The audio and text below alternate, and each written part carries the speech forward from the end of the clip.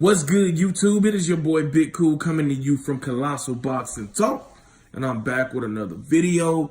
In this video, I'm here to talk about Gervonta Tank Davis finding a new replacement for the injured Abner Mares, who pulled out yesterday due to an undisclosed injury. I'll post the link from 3kingsboxing.com down in the description box below so you all can check it out for yourself. I'll also be talking about Rungvisai taking on Rungvisai-Estrada in a highly anticipated rematch on his DAZN debut April 6th or in May. But first up, let's talk about Gervonta Tank Davis. His replacement will be Hugo Ruiz. He's a guy, 32 years old, 39-4 with 33 knockouts, has a 77% knockout ratio. He's a smaller guy. He's 5'9", I believe. So I believe he'll have a height advantage. It's not I believe, he'll have the height advantage over Gervonta Tank Davis. But he's still going into this fight as a decided underdog. Davis is a phenomenal offensive fighter, explosive power, explosive hand speed, very good accuracy. And, he was prepared physically and mentally for a multi-weight champion in Abner Mares. But he will have to settle for Hugo Ruiz, a guy that is really a bantamweight or super bantamweight that has fought at featherweight and will be moving up to junior lightweight, super featherweight, which is 130. And although he has a bigger frame than Abner Mares and a fight that people still, felt as much as he accomplished, Mares, as great a fighter as he is, or as very good as a fighter he is, still was a mismatch going up against, Gervonta Tank Davis. This is even a bigger mismatch. But Ruiz is confident. I mean, he has the power. His record indicates that he can punch, but if you look at the losses, he has 4 of those. 3 of the 4 losses has come by stoppages. You know what I'm saying?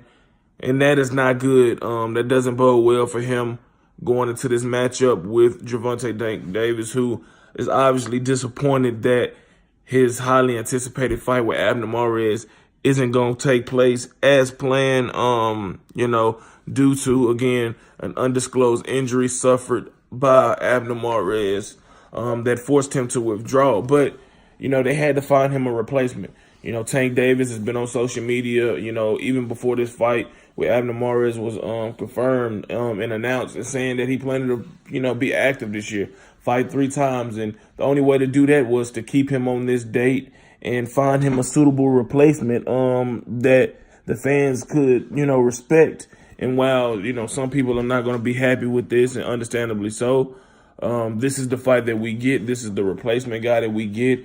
And hopefully Ruiz makes the best of his opportunity, comes in, makes it a competitive fight, and at least makes it enjoyable to watch, since that's the only thing we got to see in terms of Tank Davis. A lot of people would have liked to see him face somebody of noteworthy, come off this date, but, fight a Miguel Burchell or fight Tevin Farmer, fight somebody, somebody that either is a champion or that is on the rise. But, that wasn't to be.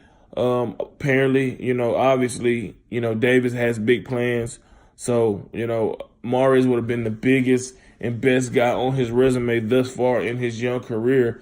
But I don't know if that fight will get rescheduled or it is altogether scrapped. I imagine that Al Heyman and everybody that works with both fighters will try to come to the table and get, that fight to go down at a different date.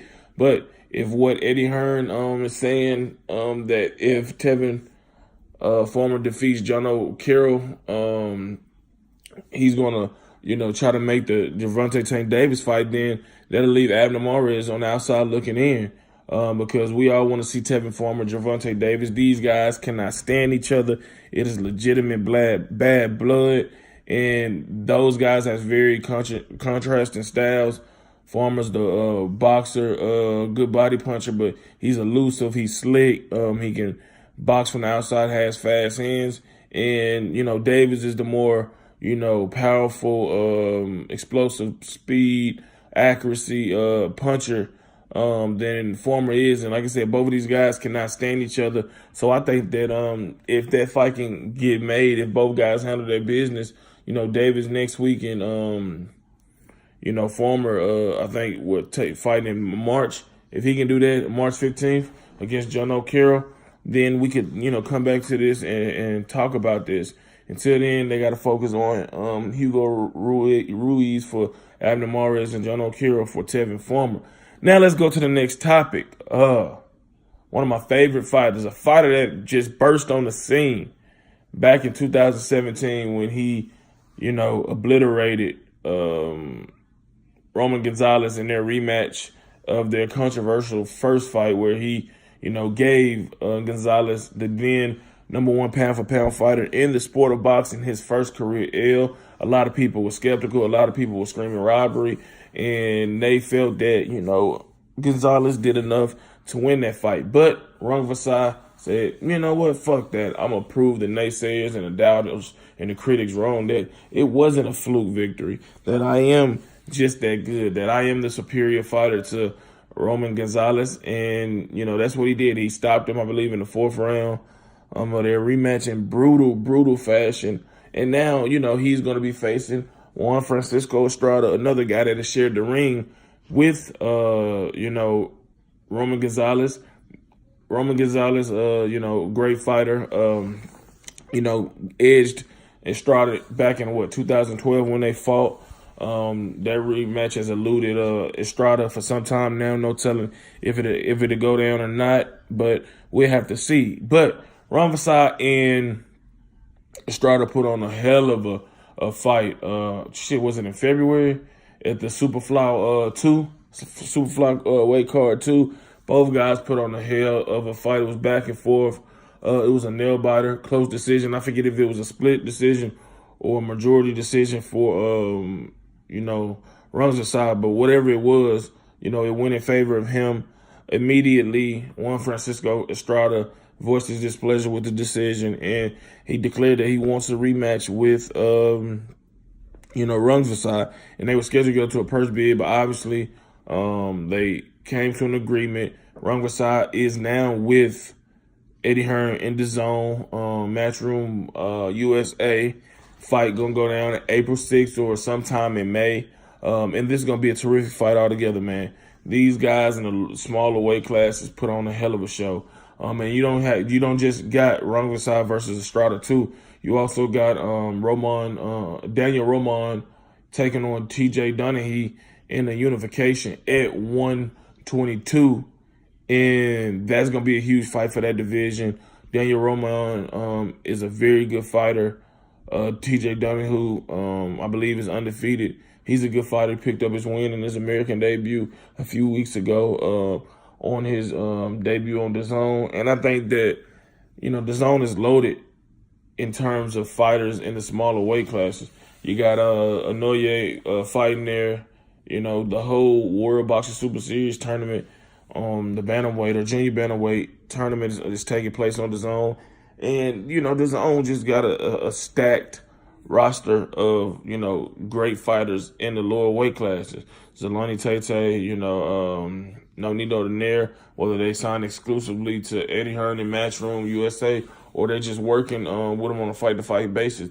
These guys are fighting on DAZN, and that is very good and very, appreciated. I mean, I know the fighters got to appreciate being able to, display their skills to people who aren't too familiar, boxing fans that aren't too familiar to them. But I look forward to Rungvisai-Estrada. I think it's going to be another explosive rematch. I don't know who's going to win. You probably got to tip your hat in the favor of Rungvisai. He's the defending champion.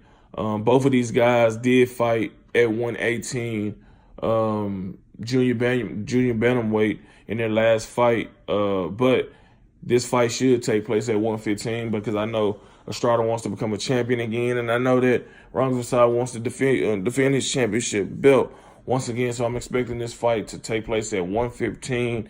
I think it'll be a great fight, an instant classic, a fight of the year type fight between these two men.